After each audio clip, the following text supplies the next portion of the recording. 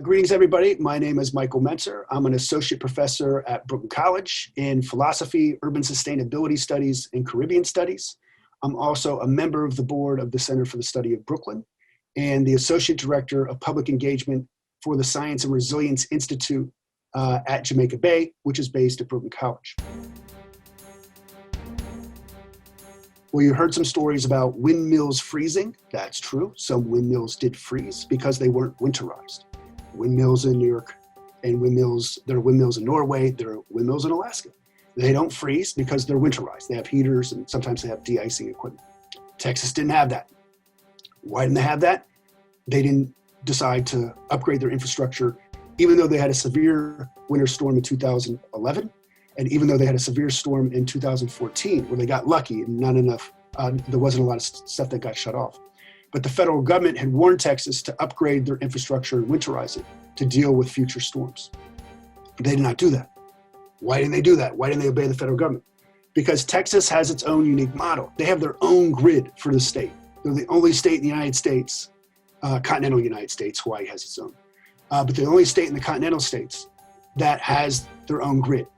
New York, we belong to the eastern grid, east of the Mississippi, basically. And then the west of the United States, west of the Mississippi, has a grid. So if California is lacking power, which it has had that to happen, they can buy from Oregon or Washington or Arizona. And in New York, if we're lacking power, we can buy from adjoining states or even from Canada. Texas can't do that. So they couldn't go get power off the grid, outside their own grid. The other thing that happened with Texas is the reason that the rates went up so much is that in the late 1990s under George W. Bush, they decided to deregulate their retail energy market so that customers would have more freedom to purchase from a variety of power producing entities. What happened with that is the entities were actually able to raise their prices so that folks in Texas, since that's happened, have actually paid $28 billion more in energy rates than the folks where that did not happen. So that privatized, deregulated energy market ended up raising the cost of consumers and also not investing in upgrading of the grid to make the grid more reliable and resilient. So you lost on both counts, right? Because you think, oh, maybe I'm saving money, but the grid's not being upgraded. You weren't saving money, the grid didn't get upgraded. They lost on both counts.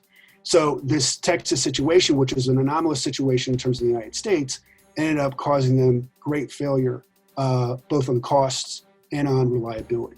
The other thing that Texas didn't do was it did not take the climate model seriously. It did not integrate the predictions and the forecasts that scientists were generating with respect to the kind of different weather events that they could be vulnerable to. And this is a very important lesson going forward.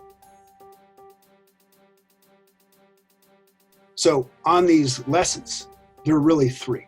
One is you got to upgrade infrastructure. A lot of folks are familiar with the United States. We actually raised our grade for infrastructure in the United States. We used to be getting a D+, according to all the engineers. Now we're at a C-. We've moved from D+ to C-. There's a lot of work to do on upgrading infrastructure. In energy infrastructure, you're talking about power plants, power lines, substations, and also moving towards renewables so that we don't intensify the climate crisis. We also have to integrate better with the climate scientists to do that planning and with the public so that the public is equipped to deal with these challenges of climate change. And right now it is not. Right now it is not. So we need a participatory process to integrate both the expertise and the public engagement. The other thing that is a big lesson from Texas is public ownership of public goods. You need to have these public ownership to make sure that you're not just serving the interests of shareholders, but you're serving the interests of the public, the retail community, the business community, the commercial community, all the different sectors. And also, though, we need not just public ownership, but a restructured democratic public sector. And just because it's public doesn't mean it's democratic, doesn't mean it's accountable. This is one of the areas of research that I do, and this is what we're trying to do on Long Island and across New York State, is to have more public ownership in the energy space and also democratize the management of it. And again, having that access to expertise, to the science, and being able to engage the public.